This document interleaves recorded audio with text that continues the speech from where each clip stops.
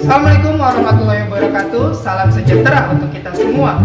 Hai sobat pendidikan, selamat datang di channel ini. Dan kalau kalian suka sama video ini, jangan lupa klik tombol like. Dan kalau kalian tidak suka dengan video ini, silahkan klik tombol dislike. Selalu jangan lupa subscribe channel ini dengan cara klik tombol subscribe ke ini. Dan untuk sobat pendidikan, jangan lupa klik tombol loncengnya untuk mendapatkan notifikasi channel ini. Karena Belajar itu sangat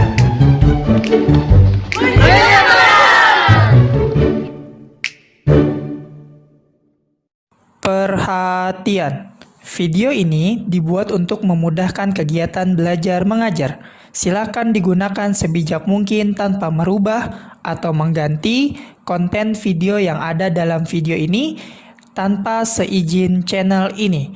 Selamat menyaksikan. Halo teman-teman, kali ini saya akan menjelaskan tentang pasar abstrak. Pasar adalah tempat terdapat penjual, pembeli, barang yang diperjualbelikan, dan kesepakatan antar penjual dan pembeli. Kali ini saya akan menjelaskan tentang pasar abstrak. Apa sih pasar abstrak? Adakah yang tahu? Pasar abstrak adalah konsep pasar yang tidak memiliki bentuk fisik atau lokasi tertentu di mana transaksi atau interaksi ekonomi terjadi secara virtual atau digital. Dalam pasar ini, penawaran dan permintaan dapat terjadi melalui platform online tanpa perlu bertemu langsung di pasar abstrak. Dinilai, barang atau jasa ditentukan oleh interaksi antara pembeli dan penjual, seringkali dipengaruhi oleh faktor seperti tren, informasi, dan sentimen pasar. Teman-teman tahu tidak perbedaan pasar abstrak dan pasar konkret? Meskipun sama-sama menyediakan aktivitas jual-beli, mekanisme transaksi pasar konkret dan pasar abstrak tetaplah berbeda. Adapun perbedaan pasar konkret dan pasar abstrak adalah sebagai berikut. Mekanisme transaksi pasar konkret menyediakan barang yang dapat dipilih dan ditransaksikan secara langsung antara pembeli dan penjual, jadi kedua belah pihak bisa bertemu langsung dan objek transaksi dapat dibawa pulang pembeli saat itu juga. Selanjutnya, barang yang dijual umumnya. Barang-barang yang dijual di pasar konkret adalah bahan makanan pokok dengan daya tahan rendah, sedangkan objek transaksi pasar abstrak adalah benda-benda awet seperti alat elektronik, pakaian, furnitur, dan sebagainya. Selanjutnya kita masuk ke bagian ciri-ciri dari pasar abstrak. Yang pertama ada mekanisme transaksi tersendiri. Salah satu ciri pasar abstrak adalah terdapat mekanisme transaksi khusus, misalnya melalui marketplace dengan skema pembayaran transfer. Lain halnya, apabila yang dijual adalah saham, maka akan mengikuti IPO. Dan berbagai mekanisme lain sesuai aturan main di pasar modal. Yang kedua, produk tidak langsung tersedia. Pedagang hanya menawarkan dagangannya melalui internet, pamflet, brosur, dan berbagai media lainnya. Setelah ada pemesanan, penjual baru akan memproses pengiriman barang tersebut. Yang ketiga, produk yang diperjualbelikan sifatnya khusus. Ciri lain dari pasar abstrak adalah produk yang ditransaksikan bersifat khusus, misalnya saham, obligasi, dan berbagai surat berharga lainnya. Hal ini karena mereka tidak dapat diperjualbelikan secara langsung melalui pasar konkret. Selanjutnya kita masuk ke macam-macam pasar abstrak.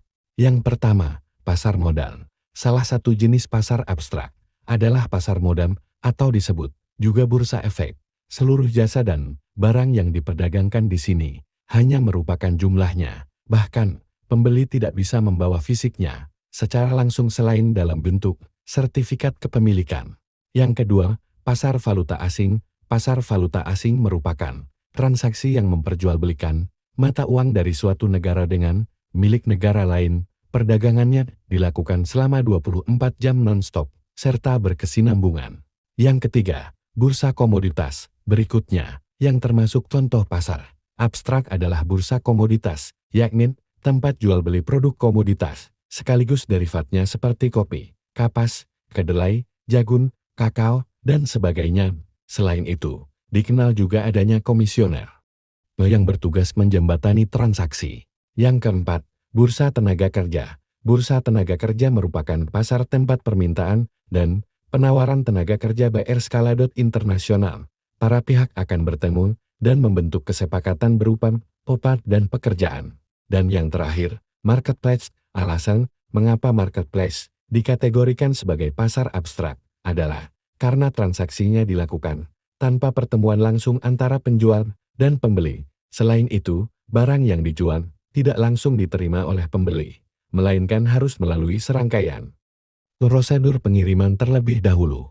Selanjutnya kita akan bahas tentang contoh nyata dari pasar abstrak adalah bursa komoditas. Bursa komoditas adalah tempat pertemuan antara pembeli dan penjual komoditas dan turunannya, derivatif. Di bursa komoditas, permintaan dan penawaran komoditas bertemu. Selain pembeli dan penjual, di bursa komoditas juga ada pedagang, perantara yang disebut komisioner dan makelar. Komoditas adalah barang dagangan, utama atau benda niaga, seperti bahan mentah yang bisa digolongkan menurut mutunya. Beberapa contoh komoditas yang diperdagangkan di bursa komoditas adalah gandum, jelai, gula, jagung, kapas, kakao, kopi, produk susu, perut babi, minyak.